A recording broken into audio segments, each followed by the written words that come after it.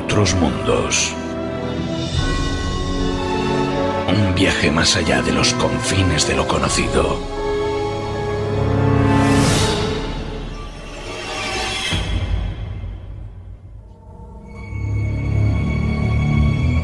Enigmas y misterios.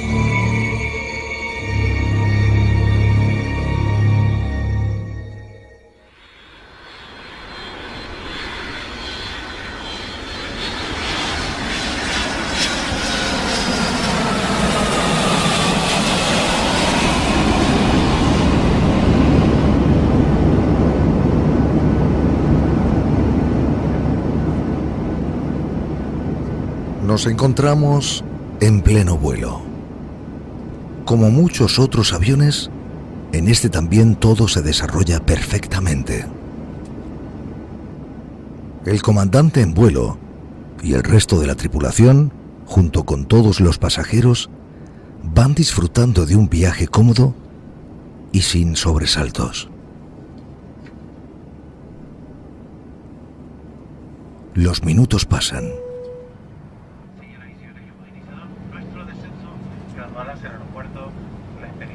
Y todo transcurre con normalidad.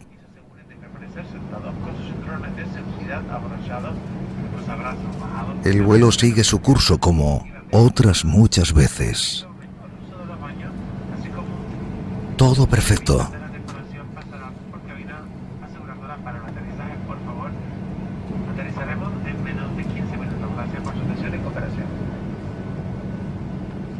Sin embargo, desde tierra, un grupo de personas ve el avión.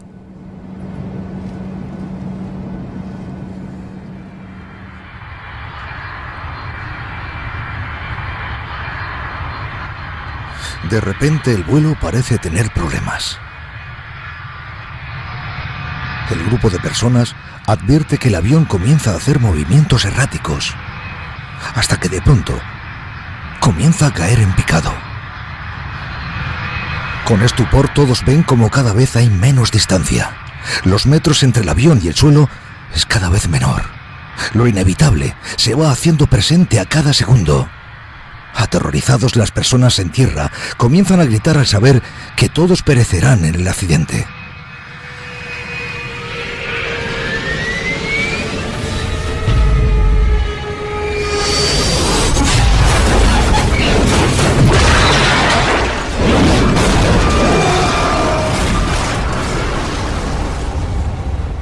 Finalmente, sí, el avión se estrella y dan parte a la policía del trágico hecho. Poco tiempo después, aquel grupo de personas son informadas de algo incomprensible. Lo que ellos han presenciado no se ha producido. El accidente aéreo que todos han visto parece una siniestra ilusión, dado que no hay notificación alguna de dicho accidente. Ningún avión se ha estrellado, y menos en ese lugar que ellos indican, pareciendo que han sido víctimas de lo imposible. Todos se miran, nadie comprende nada. En silencio, recuerdan cómo aquel avión iba cayendo al abismo. Lo único que repiten en sus comentarios es que han sido testigos de un accidente, para ellos muy real, pero que oficialmente no ha ocurrido. Como si lo que han visto sus ojos ha sido una secuencia irreal. Testigos de un avión fantasma.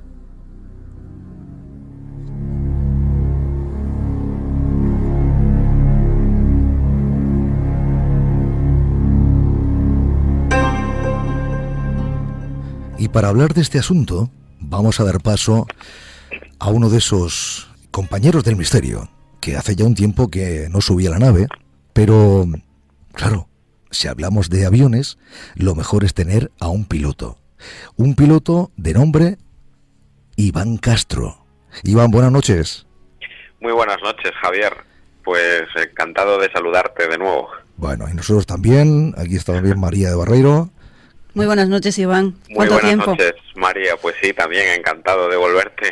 Me alegro de volver a oírte, sí. Gracias. Que hemos echado siempre buenos ratos también en otros programas hablando de misterios aéreos, ¿no? Sí. Bueno, pues vamos a introducirnos como si de un avión fantasma se tratara, o en este caso, a conocer lo que Iván nos va a contar de esas historias, de esos episodios, que realmente es así. ¿Cuántas veces esto que he contado también ha sido vivido por muchas personas que dicen ver cómo un avión se estrella y después no hay ningún avión estrellado? ¿No es así, Iván? Así es. La verdad es que como bien has dejado entrever en esa maravillosa introducción que siempre le pones a cada tema, ¿no? Pues nos encontramos con un poco esas historias que son o están más bien llenas de intriga, de misterio, a bordo de los aviones, fuera de los aviones. Hablamos muchas veces incluso, hay muchas historias rondando por ahí de que sí he visto a un pasajero que luego ha desaparecido dentro del avión, ha embarcado pero no ha llegado a desembarcar nunca, ese tipo de sucesos. Pero no estamos tan acostumbrados a este tipo de otros sucesos cuando hablamos sobre todo de situaciones que envuelven aviones, que todo el mundo ve, pero que luego realmente no han sucedido. ¿De qué hablamos en concreto? De accidentes o catástrofes aéreas que todo el mundo ve, pero que nunca han existido. Accidentes de aviones fantasma, ¿no? Como lo denomino. Son unas historias un poco rocambolescas, porque es cierto que la gente prácticamente lo vive, lo palpa. Sobre todo es interesante que en muchos casos lo huele. Luego explicaremos por qué. Hay muchísimos testimonios también y incluso hay situaciones en las que determinados testigos, pues bueno, ven un accidente aéreo, presencian una catástrofe aérea, de repente tiembla el suelo debajo de sus pies, debido a ese impacto brutal de la aeronave contra el terreno. Como bien os decía, son situaciones que se huelen. ¿Por qué? Porque pueden oler ese combustible, ese queroseno derramado y quemado que está, digamos que ardiendo en esa catástrofe, esos tanques de fuel de los aviones que revientan y empiezan a arder. Y la verdad es que lo viven en primera persona. Pero bueno, pues lo curioso es que al final pues no suceden, ¿no? Antes de meternos en los casos propiamente dicho, pues hay expertos en este tipo de sucesos que han intentado explicar de alguna manera qué podría haber sucedido. Físicos, científicos, que se dedican un poco pues a este tipo de investigaciones, ¿no? Son hechos totalmente inexplicables que suceden en nuestros cielos. España ha vivido, pues hoy lo tocaremos de noche, uno de los casos más importantes a nivel mundial, que ha sucedido con un avión fantasma, por ejemplo, y esos expertos de los que hablo, pues intentan explicar de alguna manera, pues que estas situaciones se darían como una especie de vórtice, una especie de puerta que se abriría de manera espacio-temporal, que de alguna manera o de algún modo establecen un poco una conexión entre dos puntos o dos lugares y permiten pues la entrada de objetos, por ejemplo en este caso son aviones, podríamos hablar incluso de personas, de barcos, de coches, y permiten esa unión entre ese punto y nuestro tiempo, ¿no? Hay otro tipo de investigaciones que se han decantado más pues porque en esos lugares pues de alguna manera reside una especie de energía, nunca mejor dicho, residual de algunos sucesos pasados que podrían pues haber afectado esa zona, algunos acontecimientos como pues accidentes, catástrofes aéreas en otros tiempos, etcétera, y esa energía queda remanente en el ambiente. Entonces ellos lo bautizan como energía residual, ¿no? Y esto es para describir un poco los escenarios en los que nos encontramos. El primer caso fechado que yo he encontrado después de leer y de buscar tantos testimonios, está fechado en los Estados Unidos. Sucedió un 18 de noviembre de 1955. Esto sucedió en el estado de Pensilvania, en los Estados Unidos, en una montaña. Además tiene un nombre ya muy significativo para el caso, porque se llama Dark Hollow, y la verdad es que esto pues removió un poco a la sociedad americana, ¿no? Y hablamos de los años 50. Había un hombre que se llamaba Dale Murphy. Este hombre era el coordinador de la defensa civil del condado de Cumberland, allí en Pensilvania, en los Estados Unidos, y de repente recibe una llamada porque es informado de que hay comunicaciones, llamadas, etcétera, de que al menos hay varios testigos que afirman haber escuchado un avión teniendo problemas, lo ven volando, incluso describen incluso la altitud a la que podría estar volando, unos 1000 pies aproximadamente, unos 300 metros, y después lo que ven es esa figura del avión, incluso la silueta con las alas, con la cola, etcétera, desaparecer detrás de una colina, y se oye un estruendo y una explosión inmediata a esa visión, una grandísima explosión.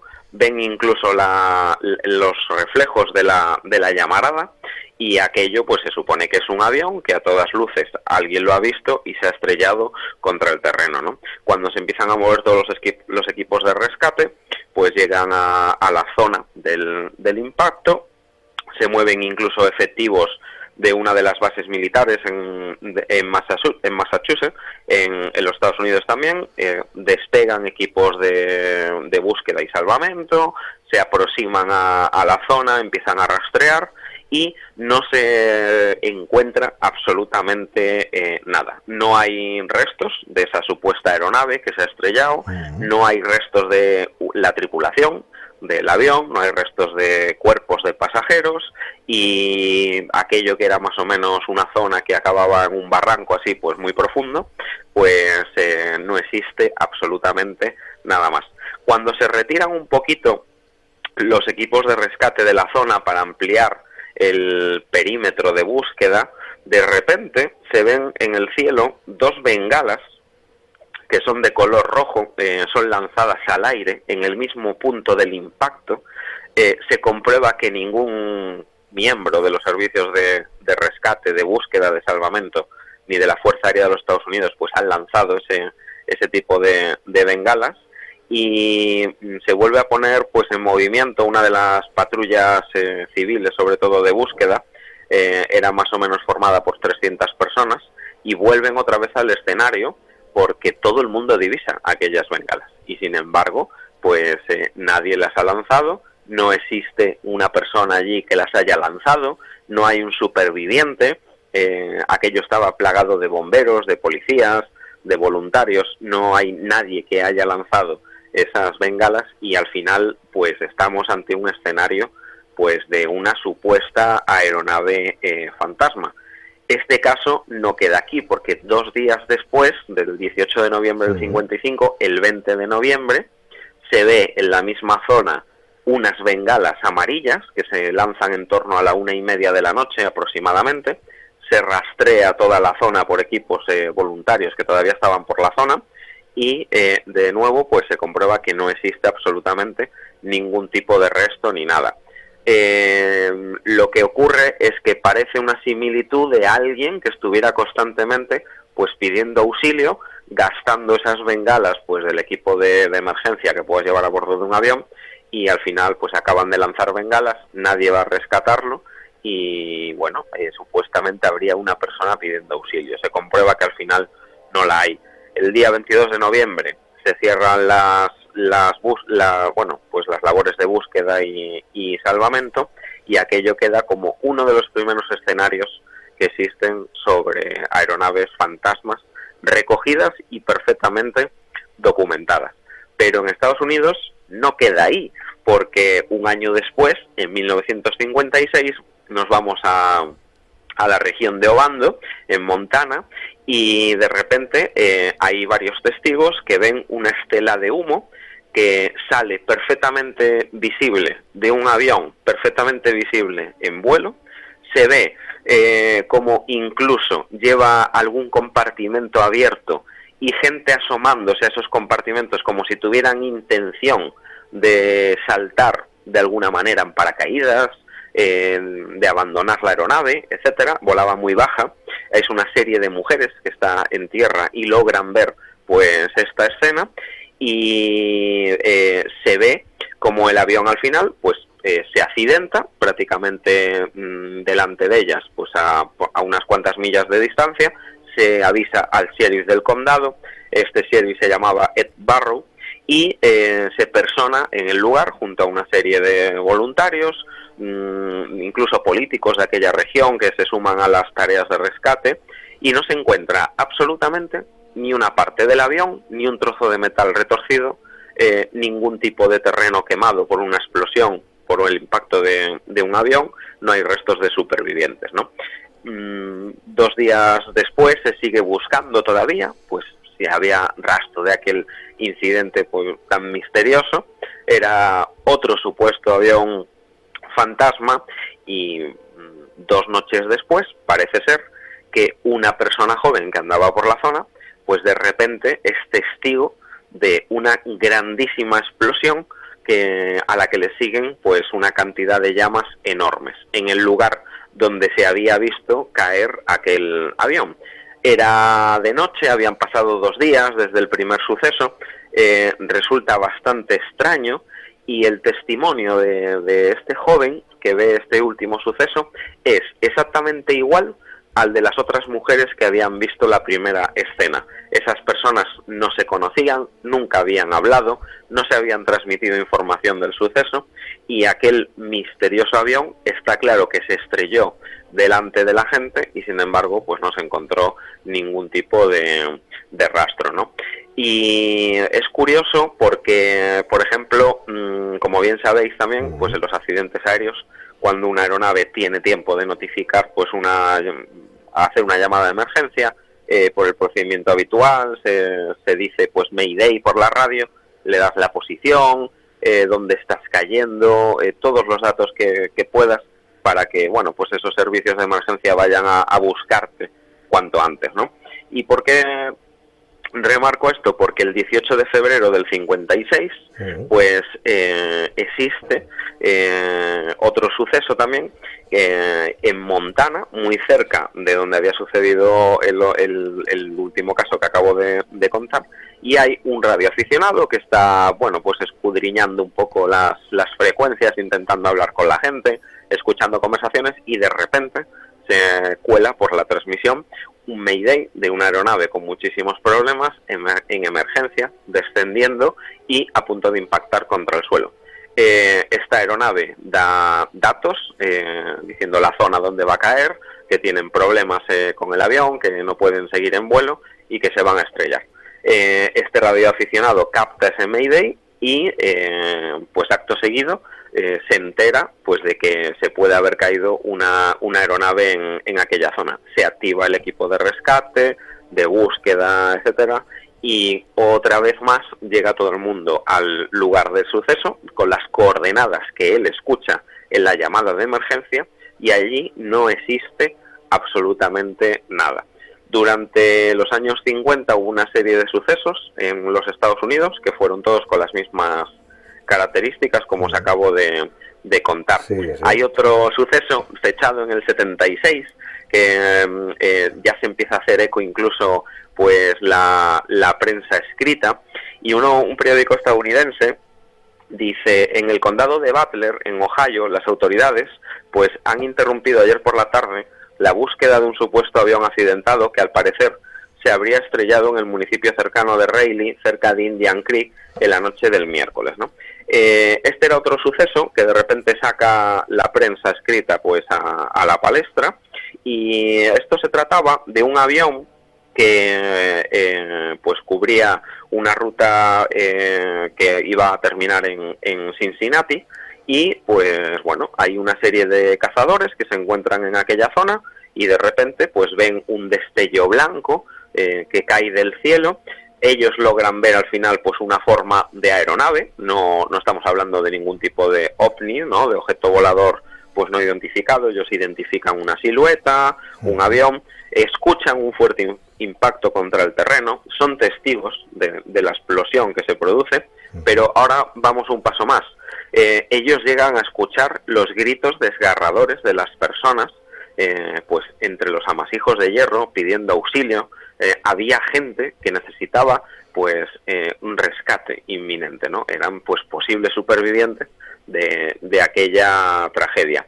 ¿Qué pasa? Que ningún aeropuerto de la zona tiene constancia de un avión que se hubiera estrellado, no hay informes de ningún plan de vuelo de ningún avión que estuviera activado para pasar por aquella región a aquella hora, y cuando llegan las autoridades a buscar en la zona donde indican los cazadores, hay una extraña, por no decir extrañísima, niebla que ellos describen como una niebla totalmente anómala en el lugar.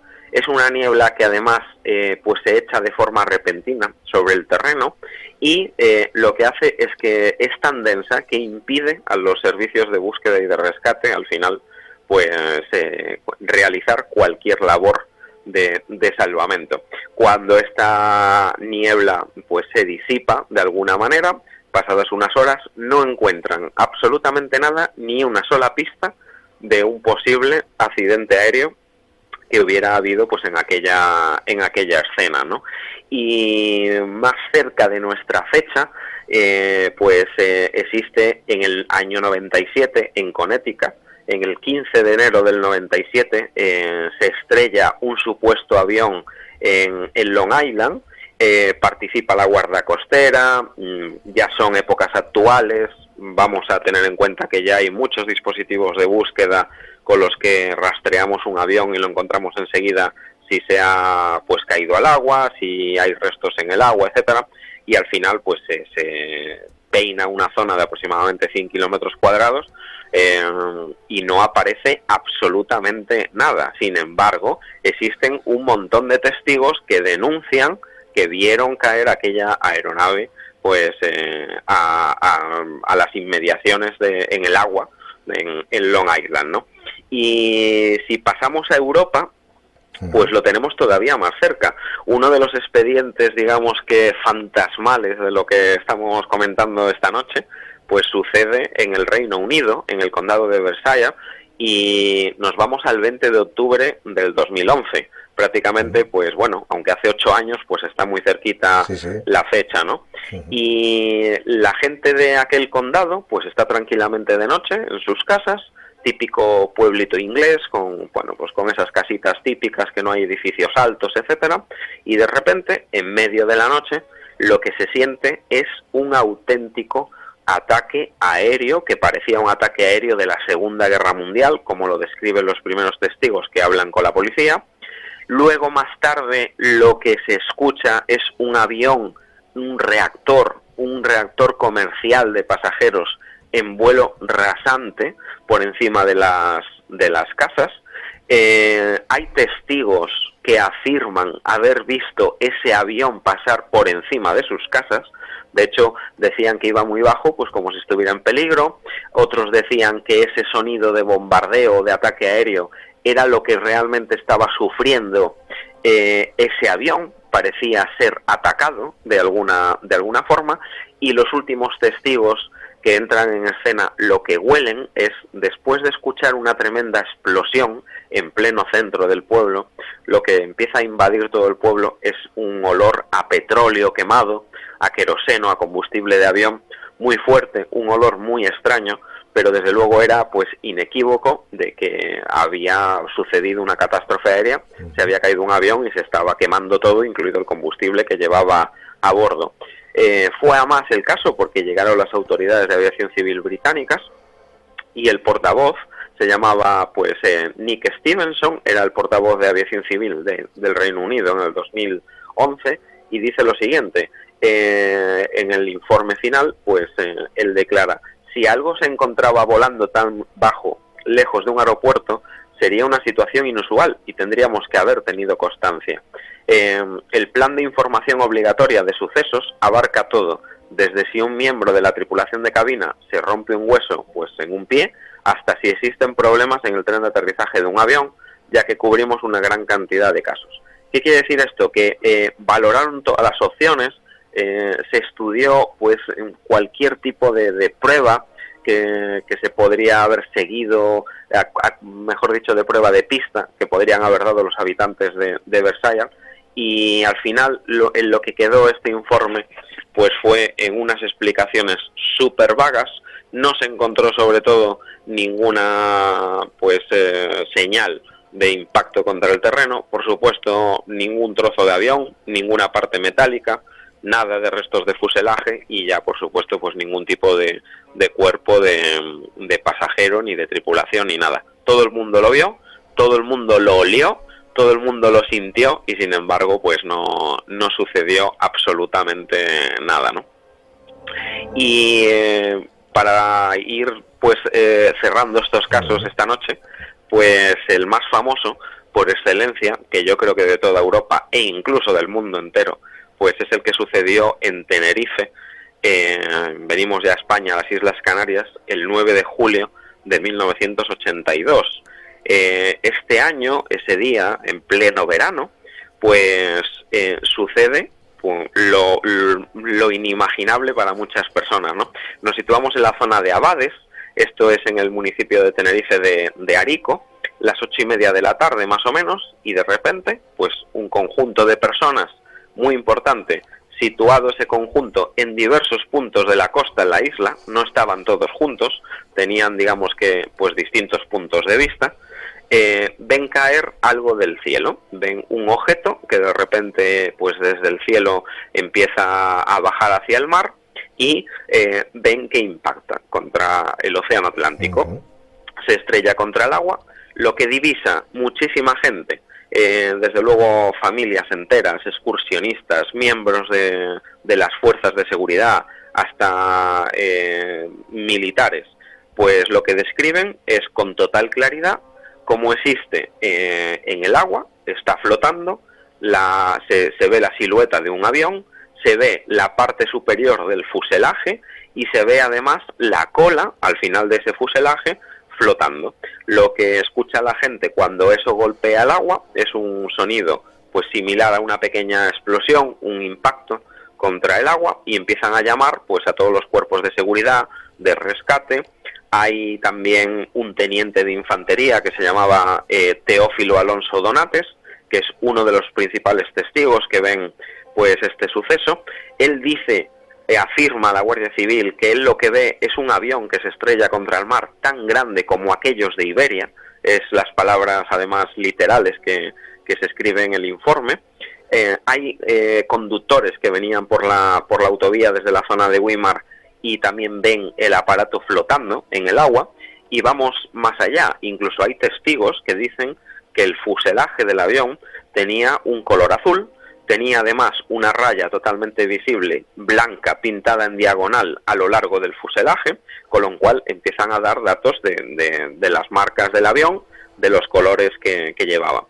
Se activa la Guardia Civil, a la Cruz Roja del Mar, Protección Civil, Policía Nacional, se empieza a llamar a los aeropuertos, Tenerife Norte, Tenerife Sur, tal, y bueno, pues no hay ni un solo plan de vuelo, no hay ni una sola llamada de emergencia, no hay, sobre todo importante, un avión que falte en un aeropuerto, que no haya aterrizado, y se empieza a rastrear la zona con buzos. Hay una asociación que se llamaba ANAGA, que era pues un equipo de buzos de ayuda en emergencias, y se sumergen en la zona y no encuentran absolutamente ningún tipo de rastro. No hay absolutamente nada, incluso en el fondo del mar. De hecho, ellos descienden más o menos pues hasta unos 500 metros aproximadamente con equipos especiales, y no se encuentra absolutamente nada. En esa época pues estábamos en España, por ejemplo, en plena desclasificación de las primeras, pues de los expedientes OVNI dentro de lo que era el Ejército del Aire.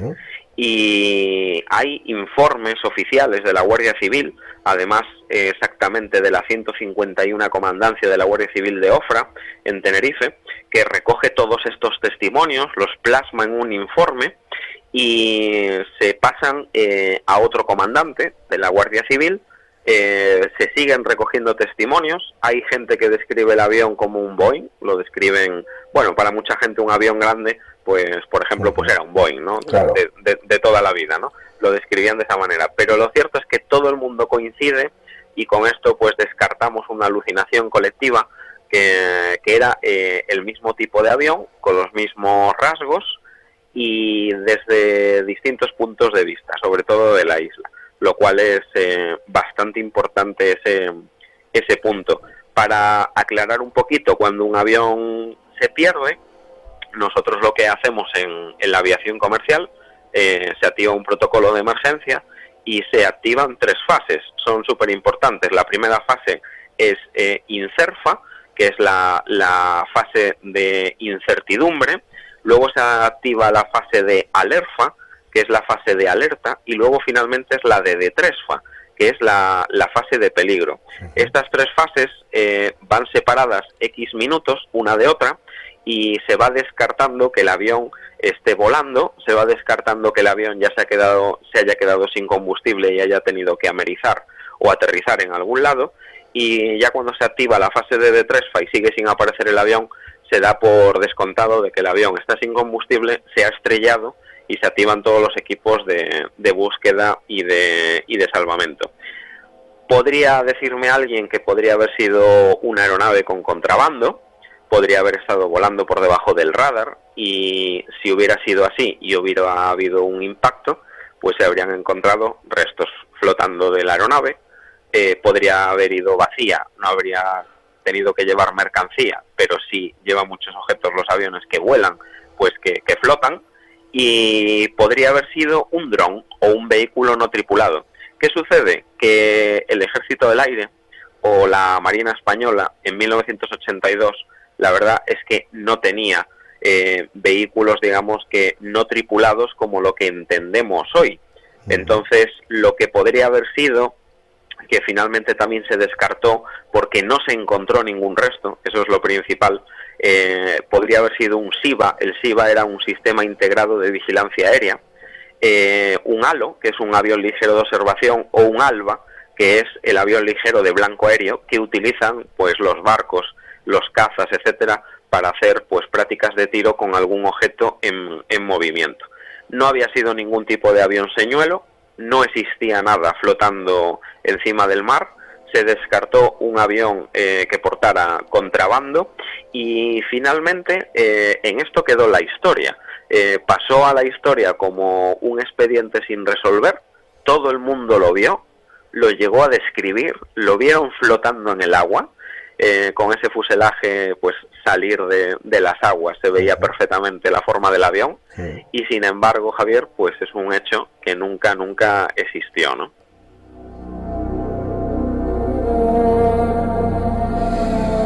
Bueno, hemos dejado a Iván que cuente todas esas historias, episodios.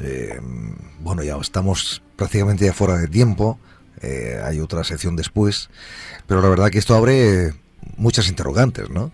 Y sobre todo porque parece como extraído de un guión o secuencias de una película, ¿no? Pero una película de ficción, y sin embargo, todo lo que nos ha contado Iván está todo documentado, historias que al final, como bien ha comentado Iván, quedan sin explicación.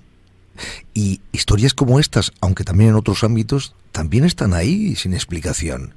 Que no es todo oro lo que reluce, claro que no, pero hay episodios que marcan un poquito la diferencia, ¿no? Y esto que ha contado Iván, yo creo que sí la ha marcado y mucho, ¿no?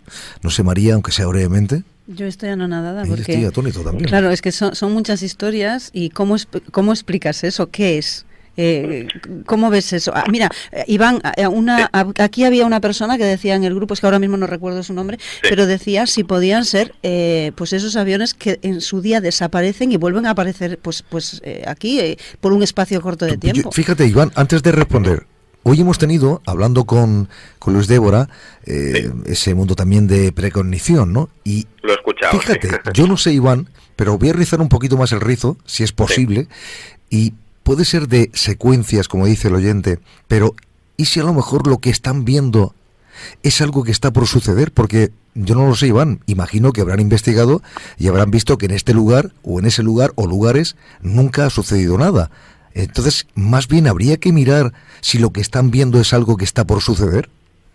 Pues yo personalmente descarto más esa opción y me inclino a pensar que de alguna manera, pues el plano en el que vivimos y esas dimensiones paralelas que incluso los científicos y los físicos y los expertos pues están intentando demostrar y teóricamente pues se pueden demostrar esos universos paralelos, yo creo que en algún punto que se tocan, se pliegan, se juntan, puede suceder una realidad de este tipo. ¿Quién sabe si en la otra dimensión o en una de ellas, en un momento dado, hay un accidente aéreo y se cruza en nuestro plano y ese accidente se está pasando a nuestra vida, ¿no? Entonces yo me inclino más por ese tipo de suceso. Si fuese una precognición, pues tendremos que tenerlo en cuenta por si en el futuro sucede un caso de este tipo, ¿no? Bueno, nos has dejado, como decía antes, atónitos, estupefactos, y la verdad que ha merecido muchísimo la pena, aunque ha pasado ya bastante tiempo, pero volver a tener a Iván Castro y conocer estos espectaculares y obviamente misteriosos episodios. Pues Iván, iremos conociendo más, si te parece bien, más historias, y a ti darte o enviarte un abrazo gigantesco, muchas gracias.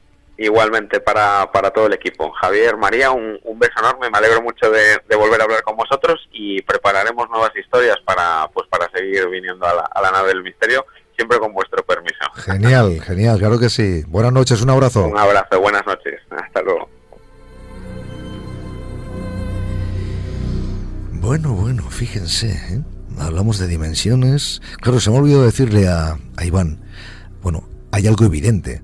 Si Iván nos está contando esto, es porque Iván no es parte de ese, dijéramos, mundo que parece coexionar con el nuestro, ¿no? Porque lo está contando. Él no ha vivido esto, ¿no? Pero habría que ver, o por lo menos estar también atento, en este caso él, por si acaso en algún momento él también es capaz de cruzar esos mundos o dimensiones y un día poderlo contar, ¿eh? Bueno, eso sería lo importante, que vuelva, claro, que pueda volver y contarlo. Yo de todas formas quiero darle las gracias porque hacía mucho tiempo que no lo escuchaba y me encanta escuchar a Iván siempre.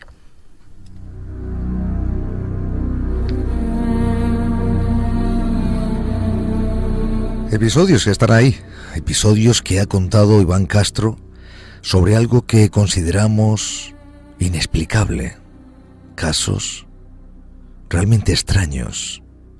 Es parte de todo ese mundo, de esos aviones fantasma, que sin duda, y así lo hemos podido verificar esta noche, siguen siendo un enigma, siguen siendo un misterio.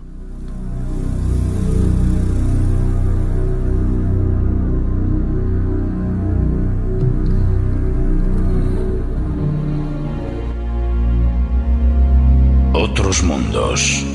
Un viaje más allá de lo conocido.